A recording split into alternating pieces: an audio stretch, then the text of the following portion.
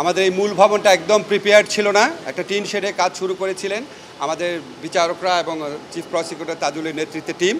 তো আমাদের পূর্ত মন্ত্রণালয়, গৃহায়ন ও পূর্ত মন্ত্রণালয় মাননীয় মন্ত্রী আদিলুর রহমান খান, আমাদের উপদেষ্টা আদিলুর রহমান খান, আমাদের যে পূর্ত সচিব আছেন, আমাদের চিফ ইঞ্জিনিয়ার আছেন, ওনারা প্রায় একটা অসম্ভবকে সম্ভব করেছিলেন।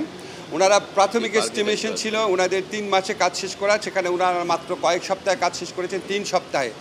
আজকে আমরা যে দ্বিতীয় ভবন আছে, দ্বিতীয় যে ট্রাইব্যুনালটা আছে, দ্বিতীয় ট্রাইব্যুনালটা এই ভবনে পার্মানেন্টলি যেন উঠে আসতে পারে, এটা লক্ষ্যে নির্মাণ কাজ শুরু হয়েছিল, সেই কাজটা আছে কমপ্লিশন হয়েছে। সেকেন্ড ট্রাইব্যুনাল অলরেডি কাজ করছে টিন শেডে, এটা আগামীকাল থেকেই আর কয়েকদিনের মধ্যে মূল ভবনে চলে আসবে।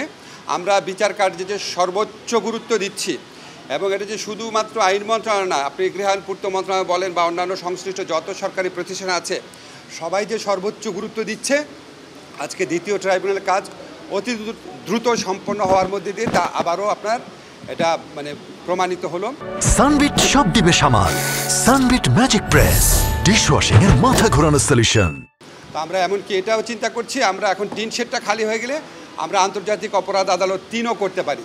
যদি আমরা 3 করতে পারি তাহলে আমরা অন্যান্য যে আন্তর্জাতিক অপরাধ আছে, যেমন গুম বা অন্য ধরনের যে আন্তর্জাতিক অপরাধ, সেই সমস্ত অপরাধের বিচার কার্য দ্রুততর করতে পারবো। তো আমরা শুধু এটুকু বলে আমি শেষ করছি যে আমাদের টিম, আমাদের তদন্ত টিম আছে, আমাদের প্রসিকিউশন টিম আছে, আমাদের বিচারকরা আছে, ওনারা রাউন্ড দ্য ক্লক কাজ করছেন, প্রচণ্ড আপনার ডেডিকেশন পরিশ্রম নিয়ে কাজ করছেন, এবং এটা সম্পন্ন করার ক্ষেত্রে গৃহায়ন এবং পূর্ত মন্ত্রণালয়ের মাননীয় উপদেষ্টা এবং অন্যান্য সিনিয়র কর্মকর্তাবৃন্দ, সচিব, ওনারা আমাদেরকে অকুণ্ঠ সহযোগিতা করছেন দেশের স্বার্থে, আমাদের গণতন্ত্র পুনরুদ্ধারের স্বার্থে, আমাদের যে ন্যায় বিচার আছে, আইনের শাসন আছে, মানবাধিকার আছে, এটাকে সুপ্রতিষ্ঠিত করার স্বার্থে। আমাদের যে জুলাই গণ অভ্যুত্থানকালে যে আমাদের 1000-এরও বেশি ছাত্র জনতাকে হত্যা করা হয়েছে এবং হাজার হাজার মানুষকে পার্মানেন্টলি পঙ্গু করা হয়েছে, এই ভয়াবহ মানবতা বিরোধী অপরাধের বিচার অপরিহার্য, অনিবার্য।